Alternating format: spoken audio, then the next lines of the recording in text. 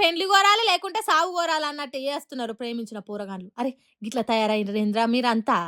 ఇక్కడ స్తంభానికి గట్టేసిన పోరడు ప్రేమించిన పిల్లని ఎత్తిను సుత్తతోని వలగొట్టి చంపదామని చూసిండట. చుట్టుపక్కల జనాలు పట్టుకొని గిట్లా స్తంభానికి గట్టేసిండ్రు. సూర్యాపేట జిల్లా స్నేహనగర్లో జరిగింది ఈ వీర ప్రేమికుని ఘనకార్యం. అరే వాని ఇష్టపడ్డ పిల్ల మీద ప్రేమ ఉన్నోడు ఎవడన్నా కొట్టి చంపుతారా బడివే, ఎందుకురా గిట్లా చేసినావు అని అడిగితే చాలా దినాల సంధి నన్ను దూరం పెడుతున్నది, ప్రేమిస్తలేదు, మాట్లాడతలేదు, అందుకే కోపం వచ్చి చంపేసే ప్లాన్ వేసిన అని చెప్పిండట. సిగ్గున్నదారా నీకు?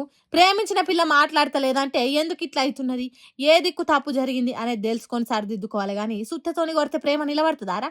నువ్వు నేరస్తునివై జైలుకు పోతావు కానీ గా చిన్న లాజిక్ కూడా మర్చిపోతే ఎట్లరా?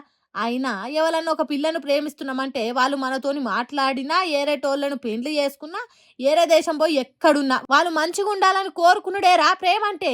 అంతేగాని సంపుడేదిరా బాబు అని తిడుతున్నారు ఈ అమర ప్రేమికుని బుద్ధి లేని పని తెలిసినోళ్ళు.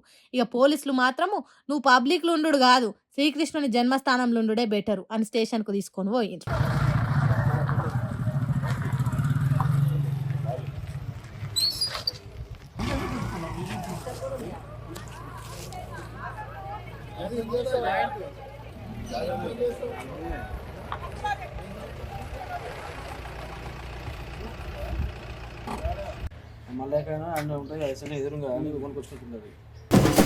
దేశంలో పేదోళ్లకు న్యాయం జరుగుతుంది, అన్యాయంగా గరీబ్లను తిప్పల పెడితే శిక్షలు పడతాయి అనే భయమే ఉంటే ఇసొంటి ఘోరాలు జరిగేటియేనా?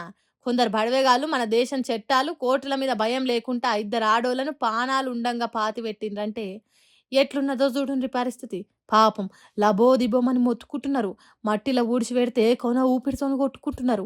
మధ్యప్రదేశ్ రాష్ట్రం రేవా జిల్లా హినౌతా అనే ఊర్లో జరిగింది దారుణము.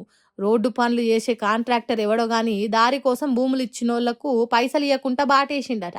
అరే భూములు మాయి రోడ్డు వేసి పోతే మాకు పైసలు ఎవరు ఇవ్వాలి అని నిలదీసిండ్రట ఈ అక్కలు. మరి వాడు ఎసొంటి రాక్షసుడో ఏమో, గుండగాలను పెట్టి ఇద్దరు ఆడోళ్ళని గిట్ల భూమిలో ఆతి పెట్టిండు. ఆ ఊరలంతా ఇక్కడ గిట్ల జరిగేది తెలిసి కట్టగట్టుకొని పోయి ఆ గుండగాళ్ళను తరిమిండ్రట.